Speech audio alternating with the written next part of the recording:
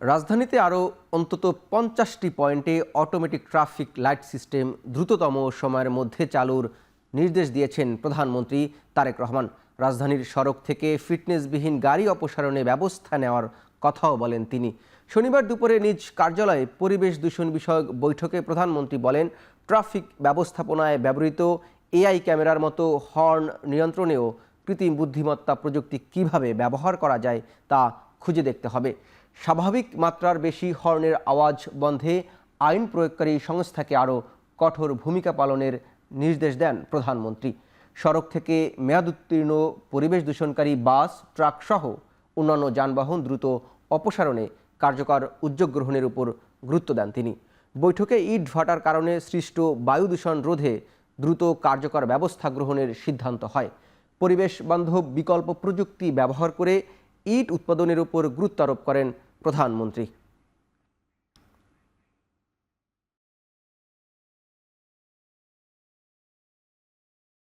চীনের সঙ্গে বাংলাদেশের সম্পর্কটা পারস্পরিক স্বার্থ রক্ষার।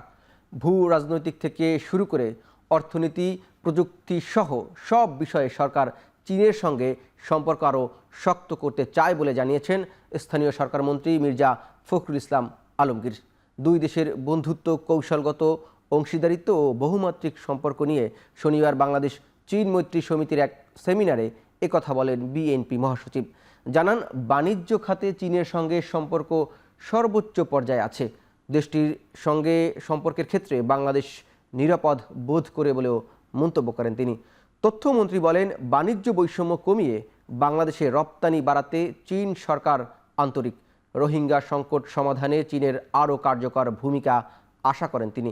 জবাবে ঢাকায় চীনের রাষ্ট্রদূত ইয়াও ওয়েন বাংলাদেশের পাশে থাকার কথা পুনর্ব্যক্ত করেন।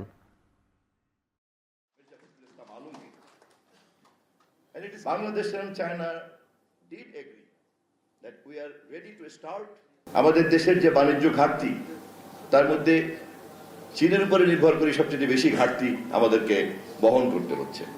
কেননা চীন থেকে আমাদের বাণিজ্যের চিত্র প্রায় $20 বিলিয়ন, এবং এই $20 বিলিয়নের মধ্যে প্রায় সবটাই আমাদেরকে আমদানি করতে হয় চীন থেকে। আমাদের এখান থেকে আমরা $1 বিলিয়ন রপ্তানি করতে পারি না। আমাদের এই রপ্তানি সামর্থ্য বাড়ানোর জন্য চীন সরকারের একটা প্রচন্ড আগ্রহ আছে। এটাই হচ্ছে আমাদের বন্ধুত্বের সবচেয়ে গুরুত্বপূর্ণ strategic point. During in Beijing, there's a lot of official the meetings, especially with our president.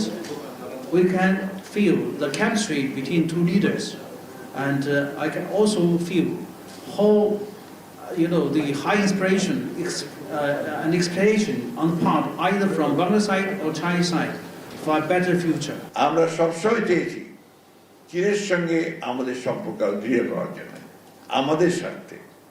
কারণ আমরা চাই যে চীনের মতো একটি শক্তি আমাদের পাশে থাকুক, অর্থনৈতিকভাবে থাকুক। আমরা কয়েকটা বিষয়ের উপর খুব গুরুত্ব আরোপ করেছি। তার মধ্যে একটা হচ্ছে যে কারিগরি শিক্ষার যে বিষয়টা, এটা আমরা চেয়েছি যে চীন আমাদের এখানে কতগুলো ইনস্টিটিউশন তৈরি করে আমাদের ছাত্রদেরকে সেই কারিগরি শিক্ষায় তারা শিক্ষিত করে তুলবে। গণভোটের রায় মেনে না নিলে ঢাকায় মহাসমাবেশ করা হবে বলে হুঁশিয়ারি দিয়েছেন জামায়াতে ইসলামীর আমির ডাক্তার শফিকুর রহমান। শনিবার দুপুরে বরিশালের ঈদগাহ ময়দানে 11 দলের বিভাগীয় সমাবেশে আহ্বান জানান তিনি। গণভোট নিয়ে জনগণের রায়কে সম্মান জানাতে সরকারের প্রতি আহ্বান জানিয়ে জামায়াতের আমির এই হুঁশিয়ারি দেন। বলেন, 19 বছর মানুষ নির্যাতনের শিকার হয়েছে। এখন গণভোট ব্যর্থ হলে সরকারও ব্যর্থ হবে। গণরায় বাস্তবায়নে প্রয়োজনে হরতালের মতো কঠোর কর্মসূচির প্রস্তুতি থাকার কথাও জানান এনসিপির আহ্বায়ক ও বিরোধী দলীয় চিফ হুইপ নাহিদ ইসলাম। গণভোটের রায় বাস্তবায়ন, জনদুর্ভোগ নিরসন, দ্রব্যমূল্য নিয়ন্ত্রণ, যোগাযোগ ব্যবস্থা সহ দক্ষিণাঞ্চলের উন্নয়নের দাবি তুলে ধরেন এলডিপির চেয়ারম্যান কর্নেল অলি, এবি পার্টির সাধারণ সম্পাদক আসাদুজ্জামান ফুয়াদ সহ বিভিন্ন দলের শীর্ষ নেতারা।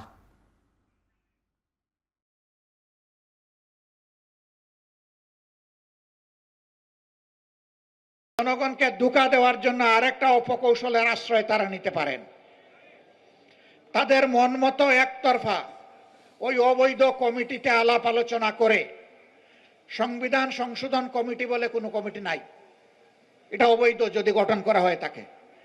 ওখানে আলাপ আলোচনা করে তাদের মন মতো কিছু জিনিস স্বৈর শাসনকে পাকাপোক্ত করার জন্য তারা হয়তো নিয়ে আসবে, 2/3 জুড়ে হয়তো পাশও করবে, তারপরে বলবে আগে তো সংবিধানে গণভোট ছিল না, এখন 15 সংশোধনী বাতিলের মাধ্যমে এটা ফিরে এসেছে, আমরা এখন এই বিষয়গুলোই এখন গণভোটে দেব। এরকম কোনো বাউতাবাজি যদি করা হয়, অগ্রিম বলে রাখছি, এই জাতি আপনাদেরকে ছেড়ে কথা বলবে না। আমরা এখনো কোনো কঠোর কর্মসূচি দেই নাই, আমরা হরতাল অবরোধের মতো কর্মসূচি দেই নাই, কিন্তু যে কোনো সময়ে সেই ধরনের কর্মসূচি দেওয়ার জন্য আমাদের প্রস্তুতি রয়েছে। বিগত সময়ে রাজনৈতিকভাবে পরিচালনার কারণে দেশের চিকিৎসা ব্যবস্থা ক্ষতিগ্রস্ত হয়েছে এবং মেধাবীরা দেশ ছেড়েছেন বলে মন্তব্য করেছেন বিএনপির সিনিয়র যুগ্ম মহাসচিব রুহুল কবির রিজভী। শনিবার বিকেলে রাজধানীর শাহবাগে একটি হোটেলে বাংলাদেশ কার্ডিয়াক সোসাইটির এক কর্মশালায় রিজভী আরও বলেন, বিদেশি চিকিৎসকদের চেয়ে কোনো দিক থেকে পিছিয়ে নেই দেশের চিকিৎসকরা। তৃণমূলের মানুষ উন্নত মানের চিকিৎসা পেলে বিদেশে যাওয়ার ঝোঁক কমবে। দেশের চিকিৎসা খাতের ঘাটতি দূর করে সবার জন্য স্বাস্থ্যসেবা নিশ্চিতে সরকার কাজ করছে বলে জানান বিএনপির এই নেতা।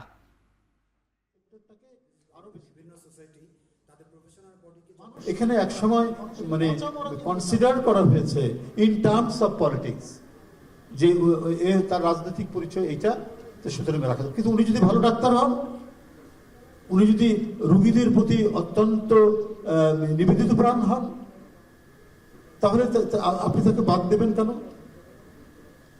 তার যোগ্যতাকে আপনি অবহেলা করবেন কেন? আপনি এই অবহেলা করতে গিয়ে আপনার ব্রেন ড্রেন হচ্ছে, আপনি মেধার অপচয় করলেন এবং দেশটার সর্বনাশ করলেন। রাজনীতির গুণগত পরিবর্তনের জন্য প্রধানমন্ত্রী তারেক রহমান কাজ করছেন বলে জানিয়েছেন তার প্রেস সচিব সালেহ শিবলি।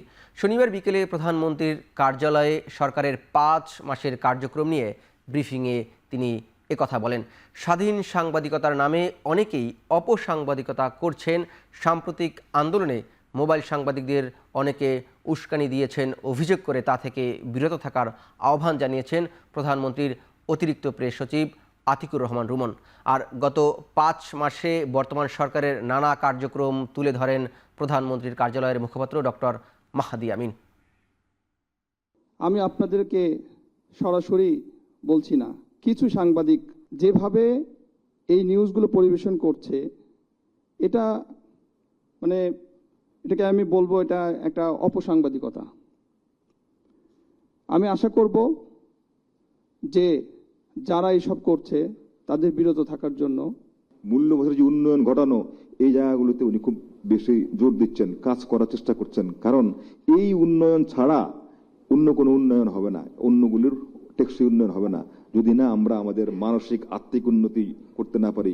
দায়িত্ব গ্রহণের প্রথম মাসেই কার্যকর বাজার মনিটরিং এর মাধ্যমে রমজান ও ঈদ উল ফিতরে নিত্যপণ্যের দাম নিয়ন্ত্রণ এবং রেলে নারীদের জন্য পৃথক কামরার বরাদ্দ, শ্রমিক বান্ধব সরকার হিসেবে শ্রমিকদের যথাসময়ে বেতন, বোনাস এবং বকেয়া প্রাপ্তি নিশ্চিতের মাধ্যমে আমরা দেখেছি কিভাবে ঈদকে উৎসমুখর করে ফেলা হয়েছে। চলতি বছরের এসএসসি ও সমমান পরীক্ষার ফল 20 জুলাই প্রকাশ হচ্ছে না।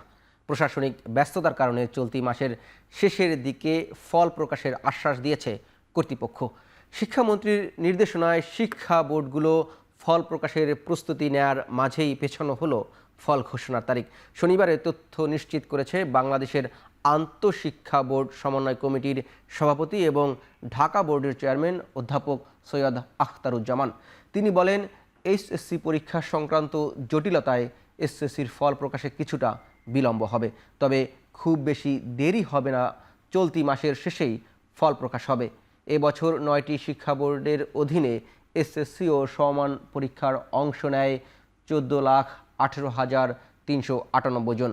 মাদ্রাসা বোর্ডে দাখিলে 3,04,286 জন ও কারিগরি বোর্ডের অধীনে পরীক্ষায় অংশ নেয় 1,34,660 জন।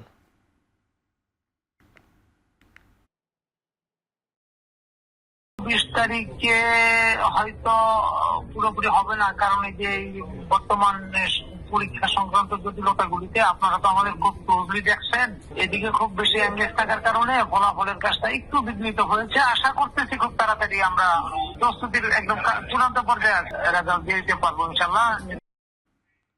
যতই ট্রোল বা অপবাদ দেয়া হোক না কেন, দায়িত্ব থেকে কেউ বিচ্যুত করতে পারবে না বলে মন্তব্য করেছেন শিক্ষামন্ত্রী ডক্টর আ.ন.ম এহসানুল হক মিলন। শনিবার দুপুরে নওগাঁ বিশ্ববিদ্যালয়ের নবীন বরণ অনুষ্ঠানে তিনি একথা বলেন। এ সময় মন্ত্রী বলেন, জাতিকে সুশিক্ষিত করার দায়িত্ব সঠিকভাবে পালন করতে হবে। প্রথম মেয়াদে শিক্ষা প্রতিমন্ত্রীর দায়িত্ব পালনের সময় অন্যায়কে প্রশ্রয় না দেওয়ার কথা জানিয়ে তিনি বলেন, এ আমলেও অন্যায়কে প্রশ্রয় দেওয়া হবে না। শিক্ষার্থীদের ভালোভাবে লেখাপড়ার আহ্বান জানিয়ে শিক্ষার মানোন্নয়ে সরকার প্রচেষ্টার কথা জানান শিক্ষামন্ত্রী।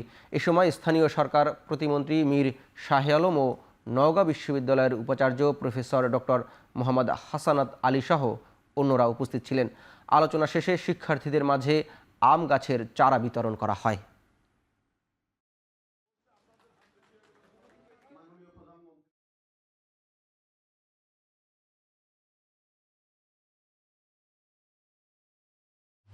আমরা এসছি এই জাতিকে সুশিক্ষিত করার দায়িত্ব পেয়েছি। যে যত ট্রোলই করেন না কেন, যে যত অপবাদই করেন না কেন, আমাদের সঠিক দায়িত্ব থেকে আপনারা বিচ্যুত করতে পারবেন না। এখন চারদিকে নিচ্ছে একটা বিরতি, ফিরছি একটু পরেই।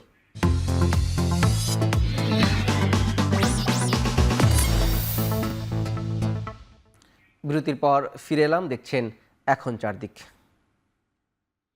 অমাবস্যা ও লঘুচাপের প্রভাবে উত্তাল হয়ে উঠেছে দক্ষিণাঞ্চলের নদ নদী। বরগুনা ও পটুয়াখালীতে বিপদ সীমার ওপর দিয়ে প্রবাহিত হচ্ছে জোয়ারের পানি। লোকালয়ে পানি ঢুকে প্লাবিত হচ্ছে বাড়িঘর, তলিয়ে গেছে সড়ক, ব্যাহত হচ্ছে স্বাভাবিক জীবনযাত্রা। অমাবস্যা আর লঘুচাপের প্রভাবে ফুলে ফেপে উঠেছে উপকূলীয় নদ নদী। পায়রা, বিষখালী ও বলেশ্বর সহ বিভিন্ন নদীতে স্বাভাবিকের চেয়ে প্রায় 30 সেন্টিমিটারের উপর দিয়ে প্রবাহিত হচ্ছে জোয়ারের পানি। নদীর পানি বাড়ায় বরগুনার বড়ইতলা ও পুরকাটা ফেরিঘাটের গ্যাংওয়ে সড়ক তলিয়ে গেছে। এদিকে দীর্ঘ নিষেধাজ্ঞা শেষে মাছ ধরার প্রস্তুতি নিতেই আবারও বৈরী আবহাওয়ার মুখে পড়েছেন উপকূলের জেলেরা। সাগর উত্তল থাকায় মাছ ধরতে যেতে পারছেন না তারা। পটুয়াখালীতেও বেড়িবাঁধ উপচে জোয়ারের পানি ঢুকে পড়েছে লোকালয়ে। আবহাওয়া পরিস্থিতির আরও অবনতির আশঙ্কায় স্থানীয় প্রশাসন উপকূলবাসীকে সতর্ক থাকার আহ্বান জানিয়েছেন।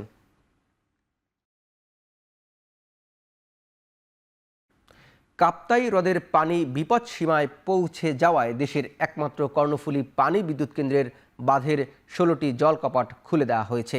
বাঁধের উজান অঞ্চলে বন্যা পরিস্থিতি নিয়ন্ত্রণ রাখতেই এই পদক্ষেপ নেওয়া হয়েছে। এই পরিস্থিতিতে বাঁধের ভাটি অঞ্চলে বন্যা পরিস্থিতি নিয়ন্ত্রণ রাখতে সতর্কতা দেওয়া হয়েছে। বিশেষ করে চট্টগ্রামের কর্ণফুলী নদী তীরবর্তী রাঙ্গুনিয়া ও রাউজানের আশেপাশের নিম্ন অঞ্চলগুলোতে বন্যা পরিস্থিতি সৃষ্টি হতে পারে বলে সংশ্লিষ্টদের সতর্ক করা হয়েছে। সমুদ্রপৃষ্ঠ থেকে কাপ্তাই লেকের পানি ধারণ ক্ষমতা 108 ফুট। সকাল 9টায় পানির উচ্চতা বেশি হওয়ায় পানির উচ্চতা নিয়ন্ত্রণে বাঁধের 16টি জলকপাট খুলে দিয়েছে কর্তৃপক্ষ। প্রয়োজনে পর্যায়ক্রমে আরও বেশি গেট খুলে পানি ছাড়া হবে। আজ 11টা 30 মিনিটে স্পিলের 16টি গেট 6 ইঞ্চি খুলে দেওয়া হয়েছে। তাতে 9000 কিউসেক পানি ডিসচার্জ হচ্ছে।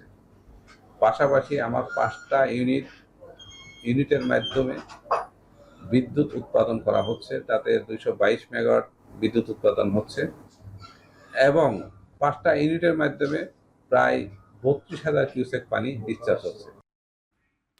কোনো স্লুইস গেটের এই দায়িত্বে পানি উন্নয়ন বোর্ড থাকবে না উল্লেখ করে স্বরাষ্ট্রমন্ত্রী সালাউদ্দিন আহমদ বলেছেন, স্থানীয় প্রশাসন ও জনপ্রতিনিধিরাই স্লুইস গেটের রক্ষণাবেক্ষণের দায়িত্ব থাকবেন।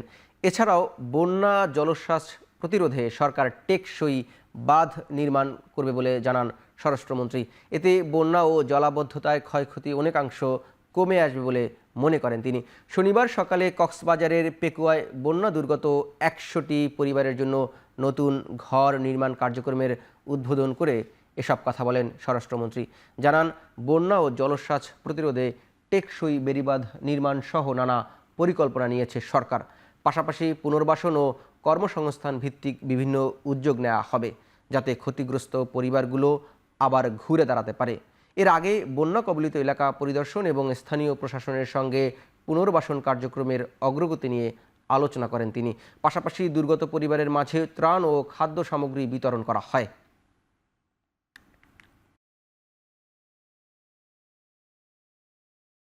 যারা ক্ষতিগ্রস্ত হয়েছে সেগুলো আমরা জরিপ করে সরকারিভাবে আমরা সহযোগিতা করার চেষ্টা করছি। সমন্বিতভাবে এই দুর্যোগ কবলিত এলাকার সমন্বয়ের জন্য একজন মন্ত্রী পরিষদের সদস্যকেও নিয়োজিত করা হয়েছে। তার সমন্বয়ে প্রশাসনের কর্মকর্তারা দিনরাত পরিশ্রম করে সেই সমন্বিতভাবে ত্রাণ বিতরণ এবং বিভিন্নভাবে সাহায্য সহযোগিতাটা করার উদ্যোগ গ্রহণ করেছি। কৃষি উৎপাদন ব্যাহত না হয় সেজন্য আমরা খুব বেশি করে এই প্রচেষ্টা নেব, যাতে কৃষি উৎপাদন যাতে যারা ক্ষতিগ্রস্ত হয়েছে, যারা কৃষকরা, তাদেরকে সর্বতোভাবে সহায়তা করা যায়। সংকটাপন্ন অর্থনীতিকে গতিশীল করতে তৈরি পোশাক খাতের পাশাপাশি হালাল পণ্যের বাজারেও নজর দিতে হবে সরকারকে। বিশ্বের $3 ট্রিলিয়ন হালাল পণ্যের বাজারে বাংলাদেশের সম্ভাবনা অপরিসীম বলেছেন খাত সংশ্লিষ্টরা। শনিবার বাংলাদেশ চেম্বার অফ ইন্ডাস্ট্রিজ আয়োজিত কর্মশালায় বিশেষজ্ঞরা জানান, আন্তর্জাতিক মানের হালাল সার্টিফিকেশন, মান নিয়ন্ত্রণ এবং কার্যকর নীতিগত সহায়তা নিশ্চিত করা গেলে বাংলাদেশের জন্য হালাল পণ্য হতে পারে রফতানি খাতের নতুন সম্ভাবনা।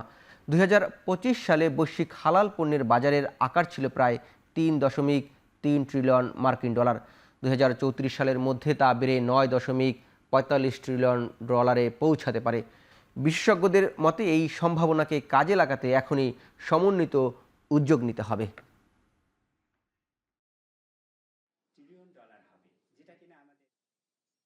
কয়েকটা দেশের জন্য হালাল ম্যান্ডেটরি, যেমন সৌদি আরবের কথা বললাম, না হলে সে উঠাই দিতে বলছে, উঠাই দিচ্ছি, আমার হালাল দিয়ে কি হবে।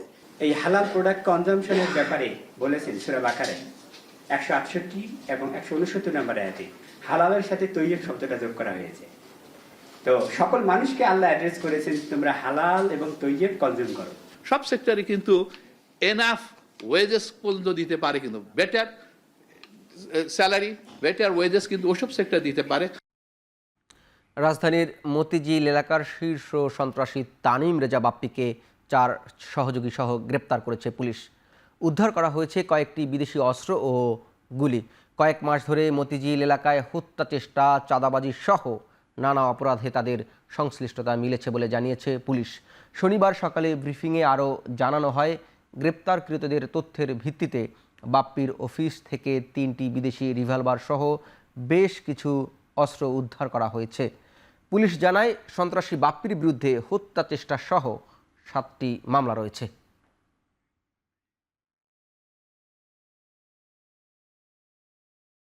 মতিঝিল ডিভিশনের মতিঝিল থানার এলাকার হোটেল কুরবানি সংলগ্ন এলাকা থেকে তানিম রেজা ওরফে বাপ্পিকে গ্রেপ্তার করা হয় এবং তার সাথে আরও 3 সহযোগীকে গ্রেপ্তার করা হয়। বাপ্পি এবং রিজন ওনারা স্বীকার করেন যে বাপ্পির অফিসে তাদের এই যে শুটিং ইনসিডেন্ট বা বিভিন্ন চাঁদাবাজির যে সমস্ত ঘটনাগুলি ঘটিয়েছে, ওখানে তাদের অস্ত্র আছে। বাপ্পির অফিস থেকে আমরা উদ্ধার করি। শনিবার সকাল 8টা পর্যন্ত গেল 24 ঘন্টায় হামের উপসর্গ নিয়ে আরও 4 শিশুর মৃত্যু হয়েছে।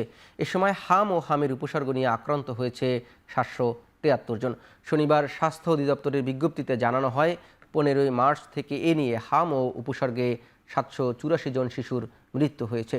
স্বাস্থ্য অধিদপ্তরের তথ্য বলছে, 15 মার্চ থেকে এ পর্যন্ত সন্দেহজনক হাম রোগীর সংখ্যা 1,16,710 জন, আর নিশ্চিত হাম রোগীর সংখ্যা 14,318 জন। এর মধ্যে হাসপাতালে ভর্তি হয় 99,000-এর বেশি রোগী, যাদের মধ্যে 95,500 জন ইতিমধ্যে বাড়ি ফিরেছে।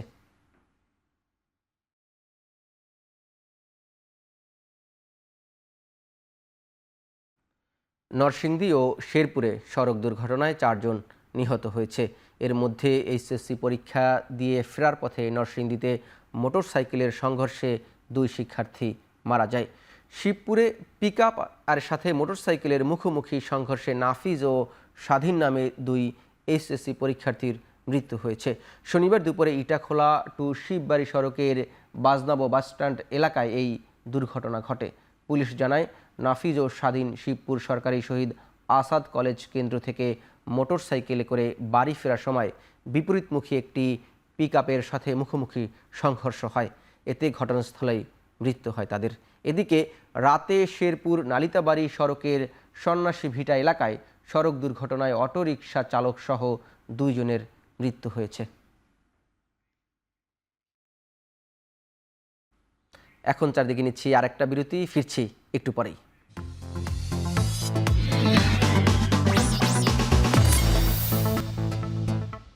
বিরতির পর ফিরে এলাম, আপনারা দেখছেন এখন চারদিক। শহীদ রাষ্ট্রপতি জিয়াউর রহমানের দেশপ্রেম ও গণতন্ত্র প্রতিষ্ঠায় প্রেরণার উৎস বলে মন্তব্য করেছেন রেল ও সড়ক পরিবহন প্রতিমন্ত্রী হাবিবুর রশিদ। বিকেলে ঢাকা বিশ্ববিদ্যালয়ে শহীদ প্রেসিডেন্ট জিয়াউর রহমানের রাষ্ট্রদর্শন বইয়ের মোড়ক উন্মোচনে একথা বলেন তিনি। একই অনুষ্ঠানে centre for research on nationalism and democracy নামে একটি সংস্থারও আত্মপ্রকাশ হয়। অনুষ্ঠানে সংসদ সদস্য শামীম কায়সার বলেন, সব সংকট পরবর্তী সময়ে বিএনপি দেশকে পুনর্গঠিত করে সামনে এগিয়ে নিয়ে গেছে। যোগ্যতা থাকলে পরিবারতন্ত্র চলতে পারে বলে মন্তব্য করেন তিনি। বাংলাদেশি জাতীয়তাবাদের যে তাত্ত্বিক ভিত্তি এই গ্রন্থের নির্মাণের চেষ্টা করা হয়েছে, তার নিঃসন্দেহে অভিনব, মৌলিক এবং ব্যতিক্রমধর্মী। তার বুদ্ধিভিত্তিক ভিত্তি রাষ্ট্রচিন্তার সঙ্গে তার অন্তর্নিহিত সম্পর্ক এবং একটি আধুনিক গণতান্ত্রিক ও কল্যাণমুখী রাষ্ট্র নির্মাণে তার প্রাসঙ্গিকতাকে এত বিস্তৃতভাবে এবং আন্তঃবিষয়ক দৃষ্টিকোণ থেকে উপস্থাপনের এমন প্রয়াস আমার জানামতে পূর্বে খুব কমই দেখা গিয়েছে। জন্মগতভাবে ঠোঁটকাটা ও তালুকাটা শিশুদের স্বাভাবিক জীবনে ফিরিয়ে আনতে সরকারি কর্মচারী হাসপাতালে শুরু হয়েছে বিনামূল্যে বিশেষ অস্ত্রোপচার কর্মসূচি। শনিবার সকালে এই কার্যক্রমের উদ্বোধন করেন প্রধানমন্ত্রীর জনপ্রশাসন বিষয়ক উপদেষ্টা ইসমাইল জবিউল্লাহ। বিভাগীয় পর্যায়ে সরকারি কর্মকর্তা কর্মচারীদের জন্য বিশেষ সেবা এবং হাসপাতালের সব কার্যক্রম ডিজিটালাইজড করার পরিকল্পনার কথা তুলে ধরেন উপদেষ্টা। জন্মগত ত্রুটি সম্পর্কে সচেতনতা বাড়ানো এবং সময় মতো অস্ত্রোপচার নিশ্চিত করতে সরকারের সমন্বিত উদ্যোগের কথা জানান তিনি। পরে সরকারি কর্মচারী হাসপাতালের কল সেন্টারের উদ্বোধন করেন ইসমাইল জবিউল্লাহ।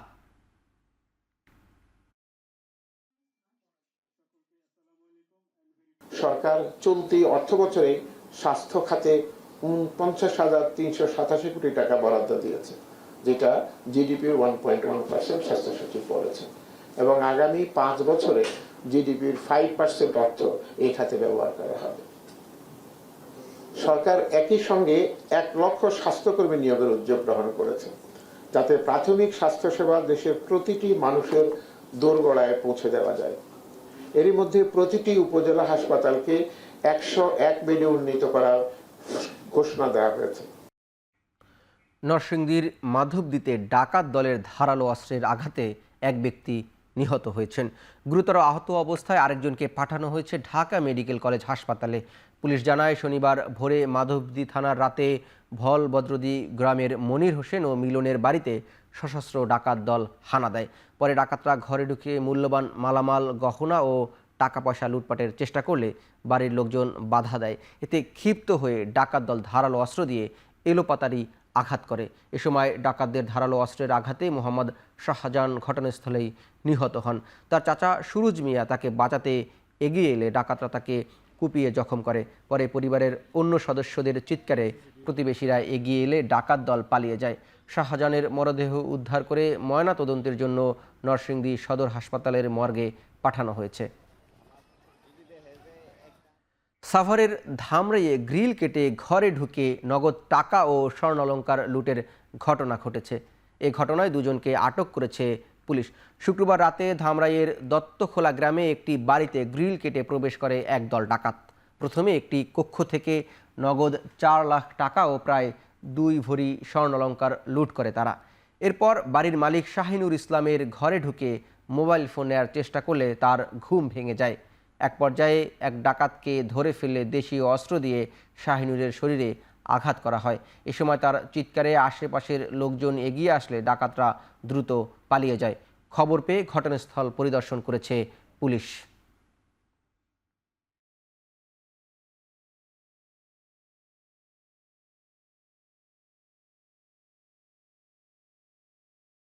চট্টগ্রামের বায়েজিদ চন্দননগরের একটি কলোনিতে হঠাৎ ডায়রিয়ায় প্রাদুর্ভাব দেখা দিয়েছে। গেল 2 দিনে ডায়রিয়ার আক্রান্ত হয়ে 30 জনের বেশি রোগী হাসপাতালে ভর্তি হয়েছেন। এর মধ্যে মারা গেছেন এক বৃদ্ধ। আক্রান্তদের মধ্যে বেশিরভাগই শিশু। স্থানীয়দের অভিযোগ, দুর্গন্ধযুক্ত রিজার্ভ ট্যাঙ্কের পানি ব্যবহারে এই অসুস্থতার কারণ। দ্রুত এ সমস্যা সমাধানের দাবি এলাকাবাসীর।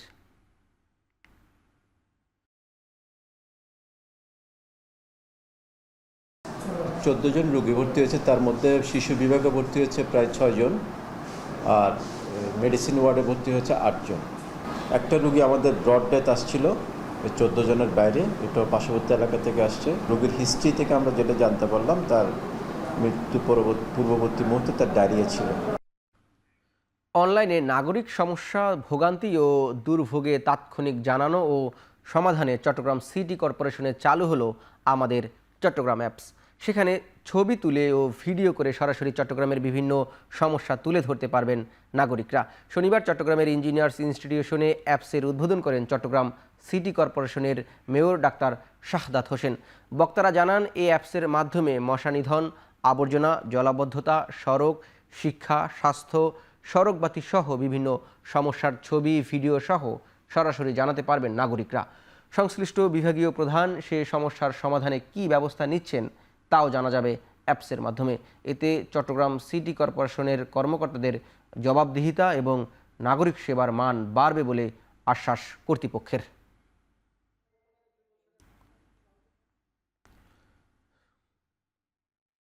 বিগত 50 বছরের বেশি সময় ধরে প্রজন্মের পর প্রজন্ম অবিচল আস্থার এক মজবুত ভিত্তির উপর দাঁড়িয়ে স্যাভলন হয়ে উঠেছে বাংলাদেশের কোটি পরিবারের কাছে সুরক্ষা ও যত্নের এক নির্ভরযোগ্য নাম।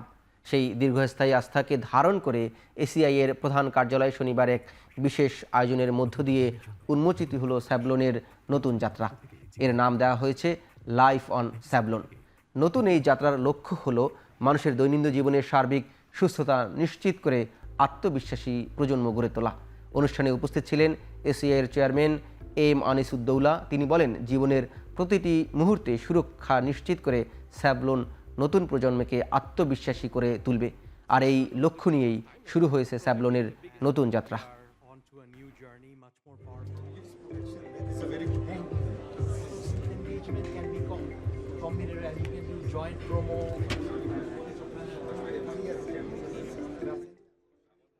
জাতীয় ফুটবল দলের অধিনায়ক জামাল ভুঁইয়াকে নিয়ে এক্সক্লুসিভ সেমিফাইনাল ফুটবল স্ক্রিনিং আয়োজন করল সুগন্ধি ও body spray brand Park Avenue.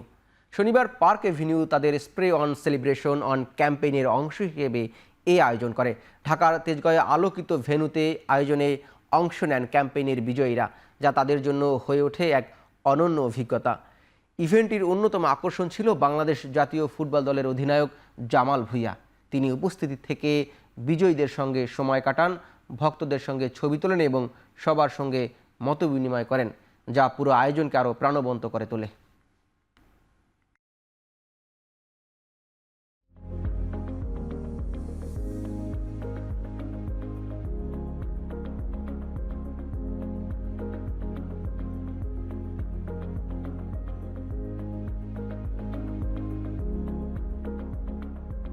ঐতিহাসিক জুলাই গণ অভ্যুত্থানের দ্বিতীয় বর্ষপূর্তিতে ইতালির রোমে অবস্থিত বাংলাদেশ দূতাবাসে পালিত হলো জুলাই গণ অভ্যুত্থান দিবস।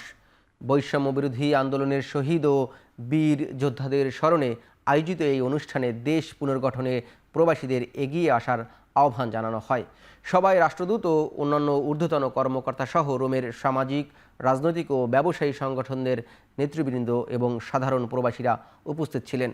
আলোচনা সভায় প্রধান অতিথির বক্তব্যে ইতালিতে নিযুক্ত বাংলাদেশের রাষ্ট্রদূত রকিবুল হক বলেন, শহীদদের রক্ত এবং ছাত্র জনতার ত্যাগ এক নতুন বাংলাদেশ এনে দিয়েছে। বৈষম্যহীন ও ন্যায়ভিত্তিক সমাজ বিনির্মাণে দেশ ও প্রবাসের সবাইকে একসাথে কাজ করে যেতে হবে। প্রবাসে নতুন বাংলাদেশের চেতনা ছড়িয়ে দেয়া এবং অর্থনৈতিক বুনিয়াদ মজবুত করতে প্রবাসীদের বৈধ পথে রেমিটেন্স পাঠানোর আহ্বান জানান তিনি। তাদের সমস্যাগুলো অগ্রাধিকার ভিত্তিতে সমাধানের দাবি জানান প্রবাসীরা। অনুষ্ঠান শেষে গণ অভ্যুত্থানে নিহতদের আত্মার মাগফিরাত, আহতদের দ্রুত সুস্থতা এবং দেশের সমৃদ্ধি কামনা করে বিশেষ মোনাজাত করা হয়। বুলডোজার দিয়ে ভেঙে ফেলা হচ্ছে পশ্চিমবঙ্গের সাবেক মুখ্যমন্ত্রী মমতা বন্দ্যোপাধ্যায় ও তৃণমূল সাংসদ অভিষেক বন্দ্যোপাধ্যায়ের আমতলার কার্যালয়। শনিবার সকালে এই অভিযানে নামে পুলিশ, কেন্দ্রীয় বাহিনী ও দমকলের সদস্যসহ অন্যান্য কর্মকর্তারা। এরই মধ্যে এই কার্যালয়ের শেড বুলডোজার দিয়ে ভাঙা শুরু হয়েছে। অভিযোগ রয়েছে 5 তলা ওই ভবনটি অনুমোদিত বিল্ডিং প্ল্যান ছাড়াই এটি নির্মাণ করা হয়। জানা গেছে আগেই সংশ্লিষ্ট কর্তৃপক্ষকে নোটিশ দেওয়া হয়, তবে নির্ধারিত শুনানিতে কেউ উপস্থিত না হওয়ায় প্রশাসনের এই পদক্ষেপ নেয়।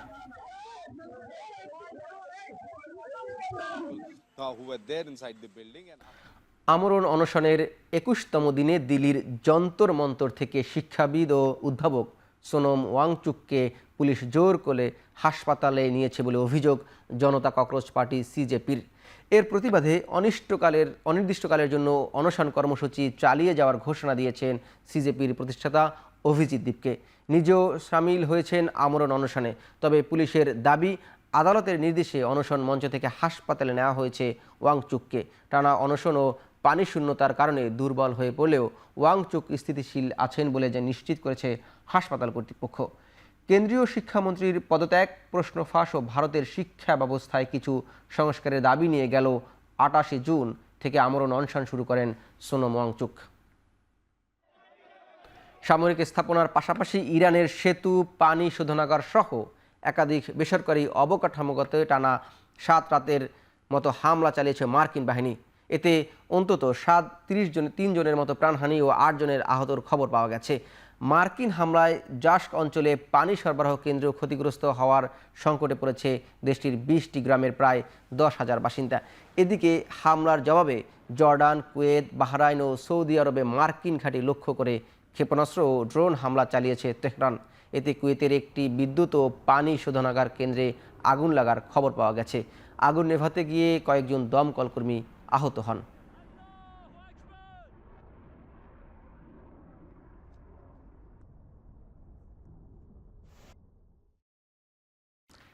দাবানলের কারণে যুক্তরাষ্ট্রের উত্তরাঞ্চলে ধোঁয়ায় ঢেকে যাওয়ায় কানাডার উপর নতুন করে শুল্ক আরোপের হুমকি দিয়েছেন মার্কিন প্রেসিডেন্ট ডোনাল্ড ট্রাম্প।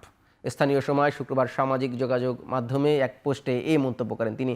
এতে ট্রাম্প আরও বলেন, কানাডার অবহেলার জন্য নোংরা, দূষিত ও অস্বাস্থ্যকর বাতাসে অকারণে আক্রান্ত হচ্ছে যুক্তরাষ্ট্র। এই বিষয়ে কানাডার প্রধানমন্ত্রী মার্ক কার্নিকে ফোন দিবেন বলেও জানান তিনি।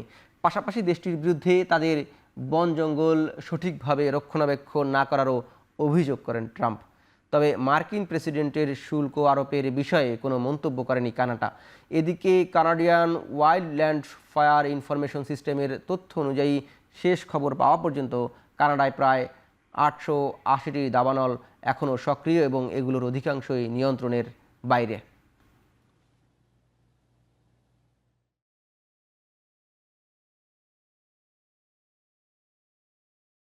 চীনের দক্ষিণ পশ্চিমাঞ্চলীয় শহরে চকিংয়ে ভয়াবহ ভূমিধসে নিহত হয়েছে কমপক্ষে 8 জন।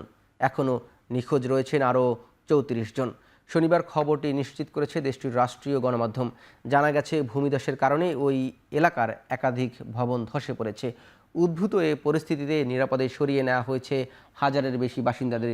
এরই মধ্যে ক্ষতিগ্রস্ত এলাকায় দ্বিতীয় স্তরের জরুরি অবস্থা জারি করেছে কর্তৃপক্ষ।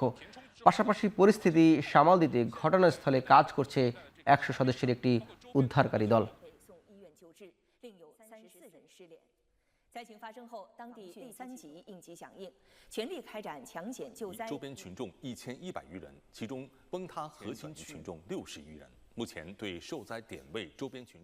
গেল মাসে ভেনেজুয়েলায় ভয়াবহ জোড়া ভূমিকম্পে প্রাণহানির সংখ্যা 5000 ছড়িয়েছে।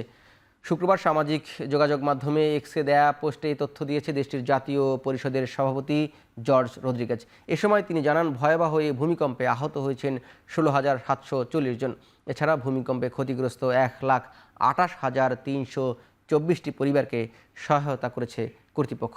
পাশাপাশি 21,000-এর বেশি মানুষকে আশ্রয় দেওয়ার জন্য বানানো হয়েছে শতাধিক অস্থায়ী ক্যাম্প।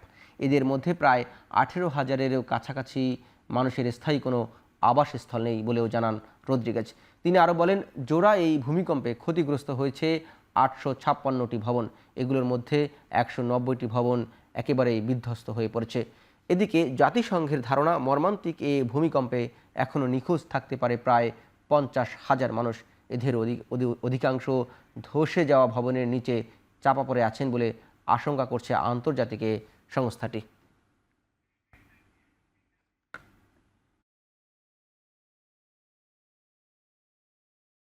এখন চারদিকে নিচ্ছে আরেকটা বিরতি, ফিরছি একটু পরেই।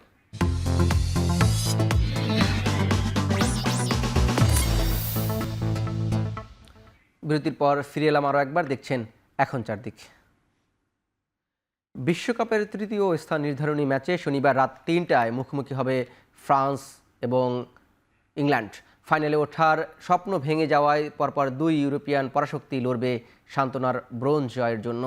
তারকাখচিত ফ্রান্স ও ইংল্যান্ডের হাই ভোল্টেজ ম্যাচ ঘিরেও নেই কোনো আগ্রহ বা উদ্দীপনা। নিছকেই নিয়ম রক্ষার ম্যাচটি মাঠে গড়াচ্ছে শুধু তৃতীয় স্থান নিশ্চিত করতে। তাই মিয়ামির হার্ড রক স্টেডিয়ামের এই ম্যাচ অনেকটাই সম্মান রক্ষার, যেখানে দুই দলই বিশ্বজয়ের ব্যর্থ যাত্রার শেষটা করতে চাইবে জয় দিয়ে। স্পেনের কাছে হারের মধ্য দিয়ে 14 বছরের দায়িত্বের ইতি টানতে যাচ্ছেন ফ্রান্স কোচ দিদিয়ে দেশম। বিদায়ী ম্যাচে জয়ই তার একমাত্র লক্ষ্য। এই ম্যাচের জন্য খুব বেশি আগ্রহ না থাকলেও ইতিবাচক ফল নিয়ে বিশ্বকাপ শেষ করতে চান ইংলিশ কোচ।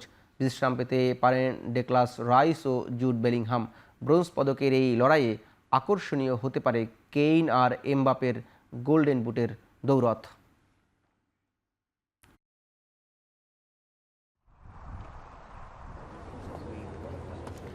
কেপ ভার্দে এবং কুরাসাওয়ের মতো ছোট দেশ বিশ্বকাপে খেলতে পারলে বাংলাদেশ পারবে না কেন?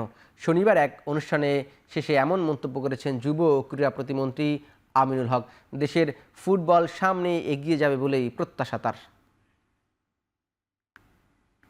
কেপ ভার্দের মতো দেশ যদি তারা মাত্র 5 লাখের মতো তাদের জনসংখ্যা, তারা যদি পারে, অন্য দেশগুলো কেন না? কেন আমরা এগিয়ে যেতে পারবো না? এই যে একটা আস্থা বা যে বিশ্বাসের জায়গাটি তৈরি হয়েছে, আমার কাছে মনে হয় যে বিশ্ব ফুটবলে এটি হচ্ছে অনেক বড় একটি অ্যাচিভমেন্ট আমাদের দেশের জন্য। বিকজ আমরা এই কেপ ভার্দে থেকে আমরা নিজেদেরকে ইন্সপায়ার করতে পারি, অনুপ্রাণিত হতে পারি যে হ্যাঁ, ওরা পারলে কেন আমরা পারবো না।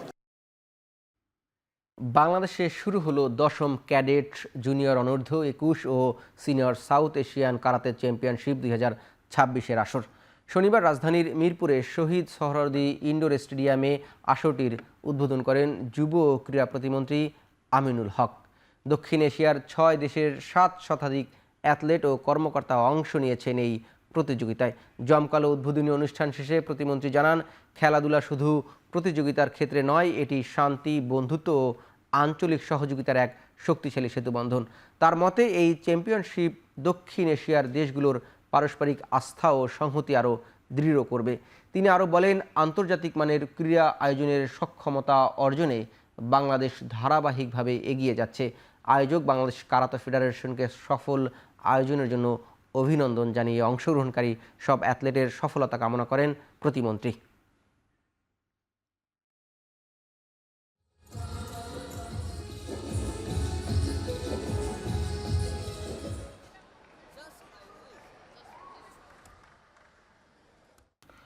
অন্তর্বর্তী সরকারের সময় গঠিত দেশের ক্রীড়া ফেডারেশনের অ্যাডহক কমিটি ভেঙে নতুন কমিটি নির্বাচনের কাজ শুরু করেছে বর্তমান সরকার।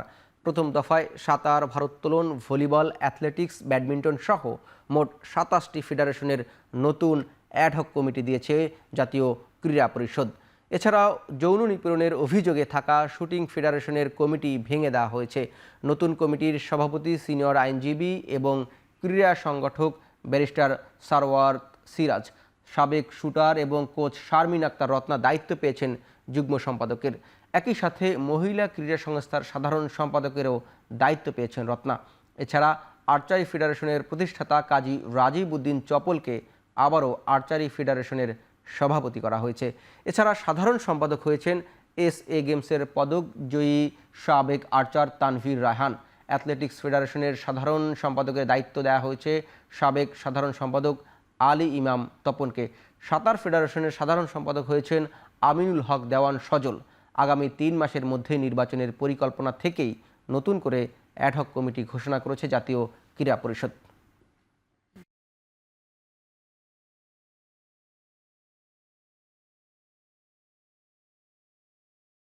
শেষ করছি এখন চারদিক। এখন টেলিভিশন ওয়েবসাইট দেখতে ভিজিট করুন www.এখন.tv, ফেসবুকে দেখতে ভিজিট করুন facebook.com/tv.এখন এবং ইউটিউবে দেখতে ভিজিট করুন youtube.com/c/এখন tv।